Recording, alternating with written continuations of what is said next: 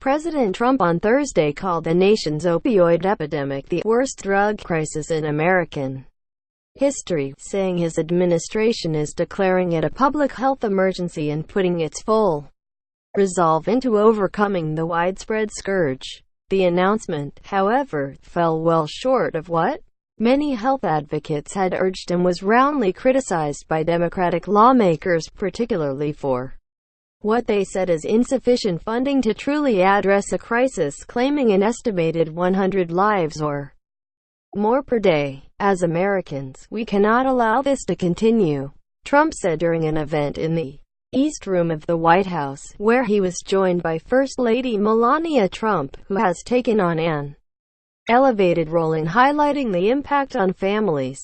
It is time to liberate our communities from the scourge of drug addiction.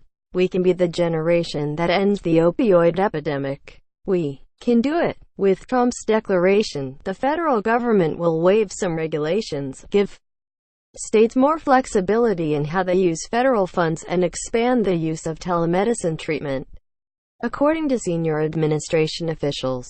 But the president stopped short of declaring a more sweeping national state of emergency that would have given states access to funding from the federal disaster relief fund, as they would after a tornado or hurricane.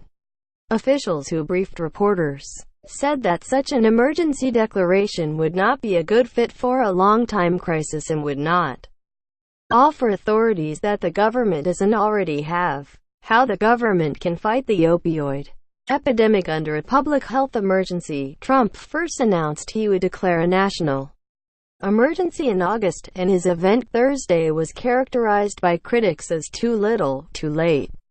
America is hemorrhaging lives by the day because of the opioid epidemic, but President Trump offered the country a band-aid when we need a tourniquet, said Sen. Edward J.